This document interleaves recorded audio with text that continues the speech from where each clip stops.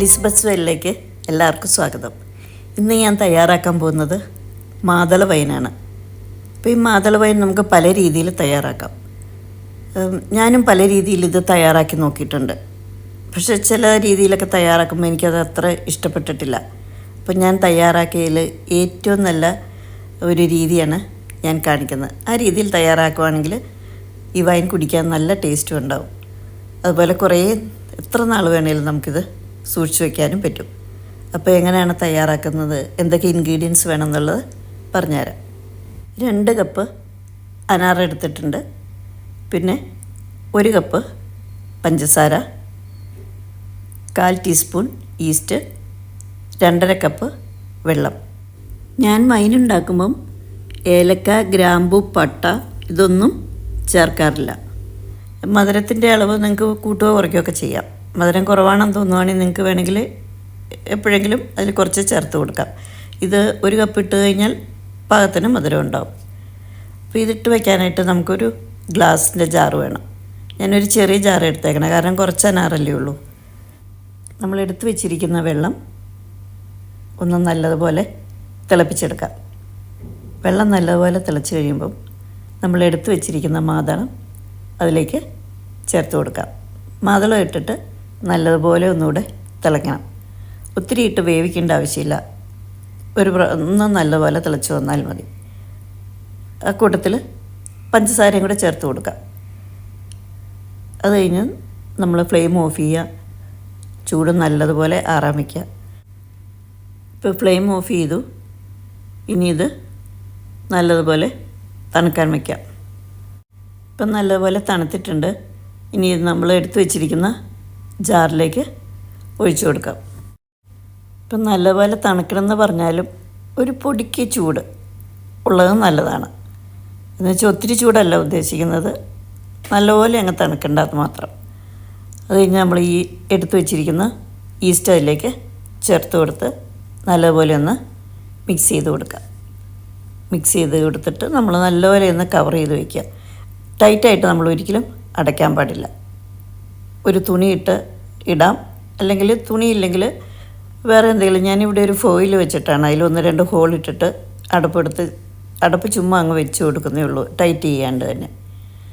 ഇതുപോലെ നിങ്ങൾക്ക് ചെയ്യാവുന്നതാണ്. ഞാനിതൊരു 15 ദിവസം കഴിയുമ്പം എടുക്കും. ഇപ്പം നമ്മൾ ഒന്നിടവിട്ട ദിവസങ്ങളിൽ ഇതൊന്ന് ഇളക്കി കൊടുക്കണം. അത് കഴിഞ്ഞിട്ട് അതുപോലെ തന്നെ നല്ലവണ്ണം അടച്ചു വയ്ക്കുക. 15 ദിവസം കഴിയുമ്പം ഇത് ഊറ്റിയെടുക്കാവുന്നതാണ്. ഈ സമയത്തൊക്കെ നമുക്ക് മധുരം വേണമെങ്കിൽ ചേർത്ത് കൊടുക്കാം. ഇപ്പോൾ വൈൻ ഞാൻ മൂടി വെച്ചു. ഇതിപ്പോൾ 2ാമത്തെ ദിവസമാണ്. ഇനി എടുത്തിട്ട് നല്ലപോലെ ഒന്ന് ഇളക്കി കൊടുക്കാം. ഇപ്പോൾ വൈനിട്ട് വെച്ചിട്ട് 10 ദിവസമായി. അപ്പോൾ 10 ദിവസം ആയപ്പോൾ ഞാനൊന്ന് ഇളക്കി കൊടുക്കുകയാണ്. അപ്പോൾ നിങ്ങൾ 2 ദിവസം കൂടുമ്പോൾ എന്നും ഇളക്കണം കേട്ടോ. അപ്പോൾ ഈ 10ാമത്തെ ദിവസം ഇളക്കുക. ഇനി മൂടി വയ്ക്കാം. വൈനിട്ടിട്ടിപ്പം 14 ദിവസമായി. ഒന്നും കൂടെ ഇളക്കി വയ്ക്കാം. എന്നിട്ട് നാളെ ഞാൻ ഇത് ഊറ്റിയെടുക്കും.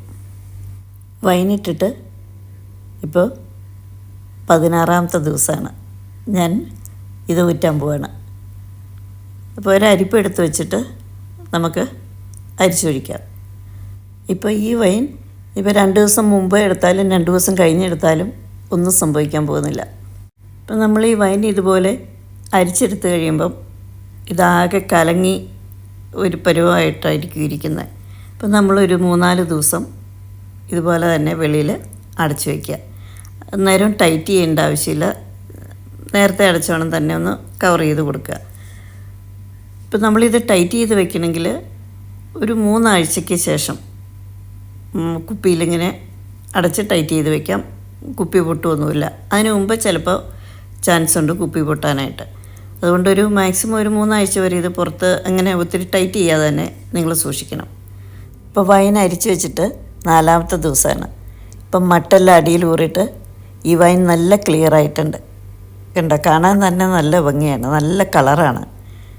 അതുപോലെ തന്നെ നല്ല ടേസ്റ്റും ഉണ്ട് കേട്ടോ. എല്ലാം പാകത്തിനാണ്. ഇപ്പം എൻ്റെ ഒരു പാകത്തിനാണ്. ഞാൻ ഇച്ചിരി മധുരത്തിലാണ് എടുക്കുന്നത്. അപ്പോൾ അത്യാവശ്യം മധുരമുണ്ട് ഇതിന്. അപ്പോൾ നിങ്ങളുടെ ഒരു പാകത്തിന് നിങ്ങൾ മധുരം ഇട്ട് കൊടുക്കുക. ഇതാണ് അടിയിലൂറി വന്ന മട്ട്. ഇനിയിപ്പോൾ ഈ മട്ട് വേണമെങ്കിൽ ഒരു ചെറിയ പാത്രത്തിൽ ഒരു ഗ്ലാസ്സിൽ എന്തെങ്കിലും ഒഴിച്ച് വീണ്ടും 2-3 ദിവസം വയ്ക്കുക. അപ്പോൾ വീണ്ടും കുറച്ചും കൂടെ വൈൻ നമുക്കതിൽ നിന്ന് കിട്ടും. 2 ഗ്ലാസ്സിൽ വൈൻ ഇരിക്കുന്നത് നിങ്ങൾ കണ്ടല്ലോ. ഒരു ഗ്ലാസ്സിൽ ഇപ്പം നമ്മൾ ഊറ്റിയെടുത്ത വൈനാണ്. മറ്റേ ഗ്ലാസ്സിലിരിക്കുന്നത് ഞാനൊരു 6 മാസം മുന്നേ ഇതുപോലെ വൈനിട്ടിരുന്നു. അപ്പോൾ ആ വൈനാണ് ആ ഗ്ലാസ്സിലിരിക്കുന്നത്. അപ്പോൾ ഇത് കണ്ടില്ലേ, കുറേ മാസങ്ങൾ ഇരിക്കും തോറും ഇതിൻ്റെ കളർ മാറി വരുവാണ്. അതുപോലെ ടേസ്റ്റിനും കുറച്ച് മാറ്റം വരുന്നുണ്ട്. ഇപ്പോൾ നല്ല ടേസ്റ്റാണ്. ഇപ്പോൾ നമ്മളിത് കുടിക്കുമ്പോൾ ഉണ്ടല്ലോ, നമ്മൾ ഉണക്കമുന്തിരിയൊക്കെ വെച്ചിട്ട് വൈൻ ഉണ്ടാക്കുമല്ലോ, അപ്പോൾ ആ വൈൻ്റെ ടേസ്റ്റും ഈ വൈൻ്റെ ടേസ്റ്റും ഒക്കെ ഏകദേശം ഒരേപോലെയാണ്. ആ തുടക്കത്തിലെ കുടിക്കുമ്പോഴാണ് ശരിക്കും നമുക്ക് വ്യത്യാസം അറിയാൻ പറ്റുന്നത്. അനാറാണോ ഗ്രേപ്സ് ആണോ എന്താണെന്നുള്ളത്. അപ്പം എന്തായാലും നല്ല ടേസ്റ്റാണ്. ഇരിക്കും തോറും ടേസ്റ്റ് കൂടി വരുവാണ്. അപ്പോൾ ഈ വർഷത്തെ ക്രിസ്മസിന് നിങ്ങൾ ഈ അനാർ വൈൻ തന്നെ ഉണ്ടാക്കണം. ഇന്നത്തെ വീഡിയോ എല്ലാവർക്കും ഇഷ്ടമായെന്ന് വിചാരിക്കുന്നു. അപ്പോൾ എല്ലാവരും എൻ്റെ ചാനൽ കാണണം, സപ്പോർട്ട് ചെയ്യണം. പുതിയ വീഡിയോയുമായി വീണ്ടും കാണാം.